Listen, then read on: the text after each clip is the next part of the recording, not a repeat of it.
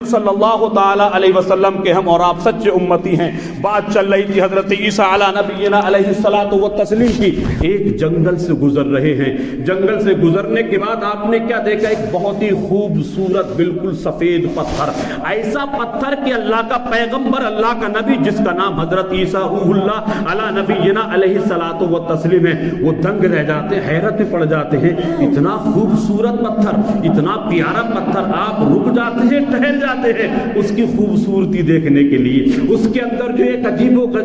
و غریب کشش تھی، جو دیکھتا تھا اس کی طرف مائل ہونے پر مجبور ہو جاتا تھا۔ آپ اس خوبصورت پتھر کو جو بالکل سفید ہے بڑے غور و فکر کے ساتھ دیکھ رہے ہیں۔ دیکھتے ہی دیکھتے کیا دیکھتے ہیں کہ اس پتھر کے دو ٹکڑے ہو جاتے ہیں، بیچ میں سے پتھر پھٹتا ہے اور اس پتھر میں سے ایک اللہ کا محبوب بندہ تشریف لے کے باہر آتا ہے۔ یعنی اتنا خوبصورت پتھر دیکھا، حیرت میں پڑ گئے، اور حیرت میں پڑنے کے بعد جب اچانک وہ شق ہوا، اچانک جب وہ پھٹا اور پھٹنے کے بعد اس میں سے ایک اللہ کا محبوب بندہ نکلا، آپ اور حیرت میں پڑ گئے۔ مولا یہ کیا معاملہ ہے؟ اتنا خوبصورت پتھر دیکھا، میں پہلے ہی سے دریائے تعجب میں تھا، اب اس پتھر کے اندر سے اللہ کا ایک محبوب بندہ نکلا، اور حیرت کی انتہا بڑھ جاتی ہے۔ حیرت کی انتہا بڑھ جانے کے بعد اس بزرگ کے قریب آپ تشریف لے جاتے ہیں۔ اب سوال جواب کا سلسلہ شروع ہوتا ہے۔ پوچھتے ہیں اللہ کے محبوب بندے، آپ اس میں کیا کر رہے ہو؟ آپ اس میں کیا کرتے ہو؟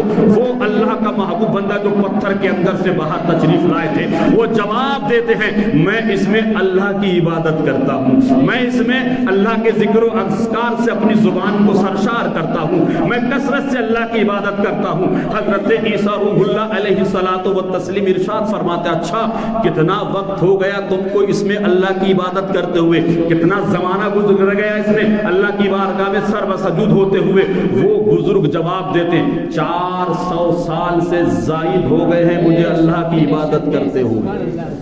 پہلے خوبصورت پتھر دیکھا تھا، حیرت میں پڑ گئے، پتھر پھٹا، اللہ کا محبوب بندہ نکلا اور حیرت میں پڑ گئے۔ جب یہ سنا کہ میں اس میں عبادت کرتا ہوں، اور وہ بھی 1-2 سال سے نہیں، 2 4 6 8 10 15 20 سال سے نہیں، تقریباً 400 سال سے زائد ہو گیا ہے، میں اس میں اللہ کی عبادت کرتا ہوں، اللہ کی تسبیح بیان کرتا ہوں، اپنی زبان کو اللہ کے ذکر سے سرشار کرتا ہوں۔ حیرت میں پڑ جاتے ہیں، پوچھتے ہیں، میں اے اللہ کے محبوب بندے، تو بڑا پیارا ہے، تو بڑا مقبول بندہ ہے، بڑا مخصوص بندہ ہے، اللہ کا بہت ہی محبوب بندہ ہے، تو اس پتھر کے اندر 400 سال سے زیادہ کثرت سے اللہ کی عبادت کر رہا ہے، تجھ سے بھی زیادہ کوئی بڑا خوش نصیب ہو سکتا ہے؟ تیری خوش نصیبی کا بھلا اس میں، تیری خوش نصیبی پر میں قربان جاؤں، اتنا بڑا خوش نصیب، 400 سال سے پتھر کے اندر تو عبادت کر رہا ہے۔ وہ بزرگ جو پتھر سے باہر تشریف لائے تھے، حضرت عیسیٰ علی نبینا علیہ الصلوۃ والتسلیم کی اس بات کو سماعت کرنے کے بعد جواب دیتے، اے اللہ کے نبی،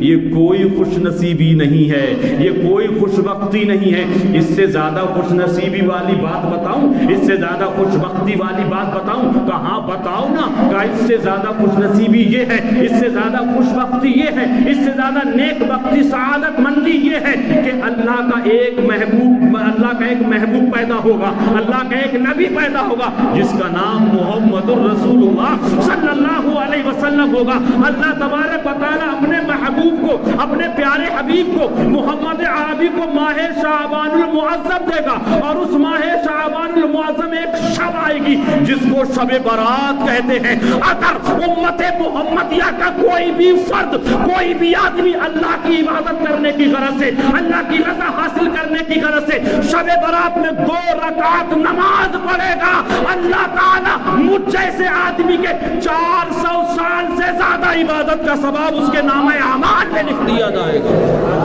کہاں 400 سالہ عبادت، اور کہاں شب برات میں 2 رکعت نماز پڑھ لو، 4 رکعت نماز پڑھ لو، یا مکمل رات میں اللہ کی کثرت سے عبادت کر لو۔ وہ اللہ کا محبوب بندہ کہہ رہا ہے کہ اگر کوئی شب برات میں اتنی دیر عبادت کرے گا تو اس کو اللہ تعالیٰ 400 سال سے زیادہ عبادت کرنے کا ثواب عطا فرمائے گا۔ پھر کہتا بتا وہ خوش نصیب ہے کہ میں خوش نصیب ہوں۔ حضرت عیسیٰ عیسیٰ علی نبینا علیہ الصلوۃ والتسلیم ارشاد فرماتے ہیں اتنا بڑا مقام ہے امت محمدیہ صلی اللہ تبارک و تعالی علیہ وسلم کا، اس شب میں کثرت سے عبادت کرنے والوں کا، اس شب میں کثرت سے ذکر و اذکار میں اپنی زبانوں کو سرشار کرنے والوں کا۔ اللہ کے رسول قبرستان جاتے تھے، اپنے قبرستان جانے کے بعد پوری گناہگار امت کے حق میں مغفرت کی دعائیں کیا کرتے تھے۔ نوجوانوں بڑی مشکل سے یہ شبیں ملتی ہیں، نماز روزہ حج زکات فرائض و واجبات کے علاوہ کچھ عبادتیں اللہ نے ایسی ہیں،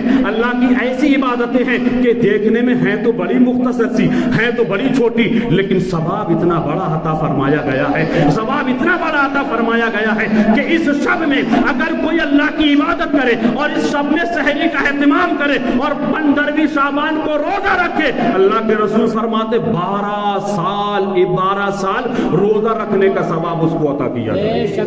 یعنی لگاتار اس کو یہ لکھا جائے گا کہ اس بندے نے 12 سال لگاتار اللہ کی رضا حاصل کرنے کے لیے روزہ رکھا ہے۔ آپ خود اندازہ لگا لیجئے ایک شب برات میں ہم کثرت سے اللہ کی عبادت کریں گے تو کتنا بڑا اجر ملے گا۔ نوجوانوں اس شب میں جب آؤ اللہ کی عبادت میں غور و فکر کیا کرو، نہ کہ دو چار ہم نے دیکھا یار دوست اکٹھے ہو جاتے ہیں، دلی جیسے شہروں میں جا کے دیکھو تو روڈوں پہ لوگ پھر اپنی گاڑیاں لے کر کے گھومتے ہیں۔ شب برات کا مطلب یہ نہیں ہے کہ تم جاؤ اپنے بچوں کو لا کر کے آتش بازی دے دو، وہ آتش بازی بجائے، وہ غدر کرے، وہ پورے محلے کا جینا حرام کر دے۔ اس طریقے سے اگر آپ نے اس مبارک شب کے موقع پر اپنے بچوں کو آتش بازی لا کر کے دے دیا تو تم بھی گناہگار اور تمہاری اولاد بھی گناہگار ہوگی۔ اور ایک بات میں آپ کو بتا دینا چاہتا ہوں، نوٹ کر لیجئے، آپ اپنے بچے کو محنت و مشقت کی کمائی کھلاتے ہیں پلاتے ہیں، بہترین آدمی بنانے کی کوشش کرتے ہیں، بہترین بندہ بنانے کی کوشش کرتے ہیں،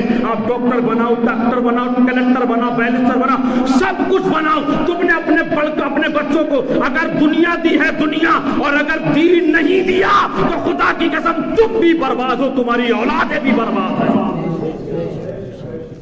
یہ بڑی تیزی کے ساتھ پھیل رہا ہے۔ نوجوانوں کو دیکھ لو یار، وضو کے فرض نہیں معلوم، غسل کے فرض نہیں معلوم، نماز کی شرائط نہیں معلوم، نماز کے فرائض نہیں معلوم، صرف تمہیں معلوم کیا ہے، تم اگر دنیا پہ آئے ہو صرف دنیا حاصل کرنے کے لیے نہیں آئے ہو، تمہاری زندگی کا مقصد دنیا حاصل کرنا نہیں ہے، بلکہ اللہ نے تمہارا مقصد بیان فرما دیا ہے، وَمَا خَلَقْتُ الْجِنَّ وَالْإِنسَ إِلَّا لِيَعْبُدُونِ۔ کتنا خوش نصیب ہو کہ باپ کا جنازہ اور بیٹا نماز جنازہ پڑھا ہے، کتنا بہترین ہو کہ باپ کی میت پڑھی اور بیٹا جا کر کے اس کو غسل دے، تجہیز و تقسیم کا اہتمام کرے، کتنا بہتر ہو کہ باپ کا جنازہ ہو اور بیٹا قبرستان میں سورہ یاسین شریف کی تلاوت کرے۔ تم نے سب کچھ دیا، تم نے سب کچھ دیا، لیکن نہیں دیا تو دین نہیں دیا،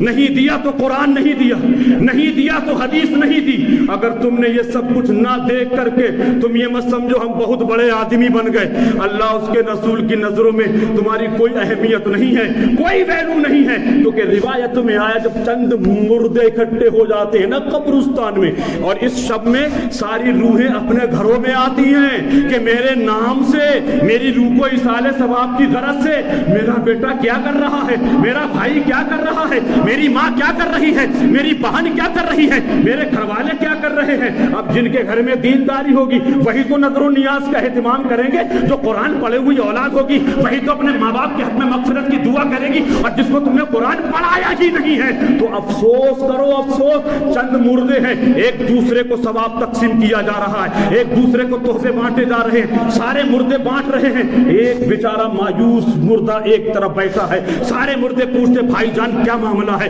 تم بڑے مایوس بیٹھے ہو، بڑے اداس بیٹھے ہو، بڑے خاموش بیٹھے ہو، کیا تمہارے گھر سے کوئی تحفہ نہیں آیا؟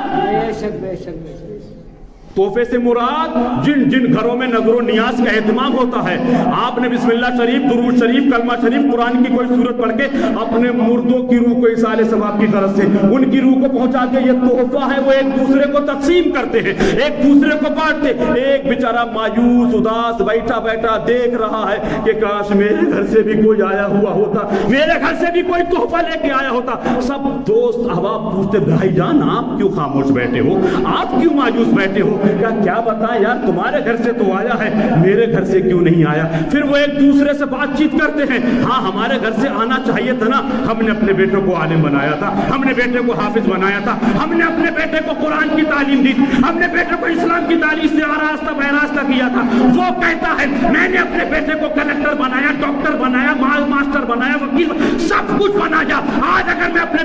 قرآن دیے ہوئے ہوتا, اسلام کی تعلیم دیے ہوئے ہوتا, تو جو تحفہ تمہارے گھر سے منتقل ہوا ہے وہی تحفہ میری طرف منتقل ہو جاتا. جیسے تم ایک دوسرے کو خوشخبریاں دے رہے ہو, کاش میں بھی اپنے بیٹے کو قرآن کی تعلیم دیے ہوئے ہوتا تو آج مجھے اداسی مایوسی کا احساس نہیں ہوتا. کاش مرنے سے پہلے اللہ مجھے توفیق دے دیتا کہ میں اپنے بیٹے کو قرآن کی تعلیم دلوا دیتا. اور ایک بات یاد رکھ لیجئے, آپ کھیتی باڑی کرنے والے تمامی حضرات سب جانتے خوب اچھی طریقے سے, اگر وقت پہ فصل میں پانی نہ لگے نا, اگر وقت پہ فصل میں ایم پی نہ ڈالو, کوئی کھاد نہ ڈالو, کوئی یوریا نہ ڈالو, اگر وقت پہ فصل پہ پانی نہ دو تو فصل برباد ہو جاتی ہے فصل. اور میں کہتا ہوں کہ جن گھروں میں دین نہیں پہنچتا ہے اس گھر کی دینداری نہ ہونے کی وجہ سے اس گھر کی نسل برباد ہو جاتی ہے. اب فصلوں کو بچانا بھی ہماری ذمہ داری ہے, وہ ہم بھرپور طریقے سے نبھا رہے ہیں, لیکن جس طریقے سے ہم اپنی فصل کو بچانے کے لیے محنت کرتے ہیں, مشقت کرتے ہیں, سردی گرمی کا احساس نہیں کرتے ہیں, مہربانی کرو اپنی نسل کو بچانے کے لیے تھوڑی سی محنت کر لو, اپنی نسل کو بچانے کے لیے تھوڑی قربانیاں پیش کر لو. اور وہ قربانیاں یہ ہیں کہ پہلے تم خود دیندار بنو, پھر اپنے بیٹوں کو بھی دیندار بناؤ. اللہ اس کے رسول نے چاہا وقت پر پانی دینے پر ہماری فصلیں بھی آباد ہو جائیں گی, وقت پر اپنے گھروں میں دین دینے پر آنے والی اور موجودہ نسلیں بھی آباد ہو جائیں گی. اللہ کی مقدس بارگاہ میں دعا ہے کہ اللہ ہمیں اور آپ کو تمام عالم اسلام کے خوش عقیدہ مسلمانوں کو حضور صلی اللہ علیہ وسلم کے صدقے میں اسلام کے اصول و قواعد پر سختی سے عمل کرنے کی توفیق عطا فرمائے, اور اس ماہ شعبان المبارک کے مبارک مہینے کی شب برات میں کثرت سے اللہ کی عبادت کرنے کی توفیق عطا فرمائے. السلام علیکم ورحمۃ اللہ.